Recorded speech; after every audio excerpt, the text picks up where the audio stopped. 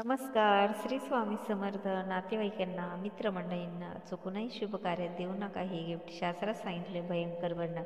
आज आपण चर्चा करणार आहोत ती म्हणजे तुमच्या जवळच्या व्यक्तीला तुम्ही जेव्हा एखाद्या विशेष प्रसंगी, शुभ प्रसंगी एखादी भेटवस्तू देता, अशी भेटवस्तू देताना काय काळजी घ्याल?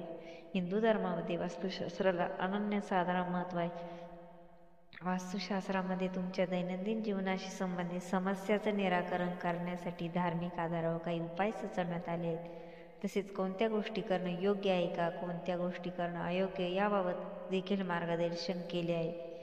आज आपण चर्चा करणार आहोत ती म्हणजे तुमच्या जवळच्या व्यक्तीला तुम्ही जेव्हा एखाद्या विशेष प्रसंगी, शुभ प्रसंगी एखादी भेटवस्तू देता, अशी भेटवस्तू देताना काय काळजी घ्यावी, कोणत्या प्रकारची भेटवस्तू देऊ नये, कोणती द्यावी याबाबत चला तर या व्हिडिओमध्ये जाणून घेऊया.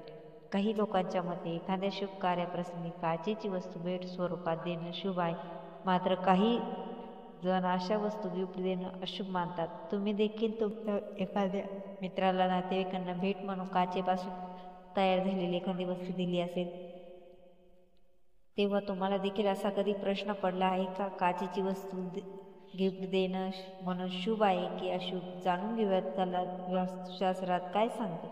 काचेची वस्तू गिफ्ट देणं शुभ की अशुभ?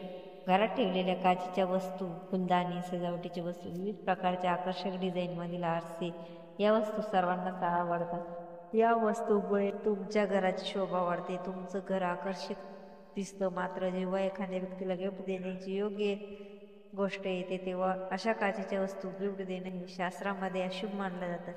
गिफ्टमध्ये काचेची वस्तू का देऊ नये? कारण याला काचेचा गुणधर्म कारणीभूत आहे. जगामध्ये जेवढ्या काही वस्तू आहेत त्यामधील प्रत्येक वस्तूला एक विशिष्ट गुणधर्म असतो. काचेला देखील गुणधर्म आहे, तो म्हणजे खंडित होणं किंवा तुटणं. काच हातातून खाली पडली की ती लगेच फुटते, तिला तडा जातो. तसाच परिणाम संबंधित व्यक्तीवर व तुमच्या संबंधावर देखील होतो. त्यामुळे कोणालाही गिफ्ट देताना काचेपासून बनलेली वस्तू देऊ नये असं शास्त्र सांगतं. तसेच अशा काचेच्या वस्तू दिल्यामुळे कुटुंबात देखील भांडणे होऊ शकतात.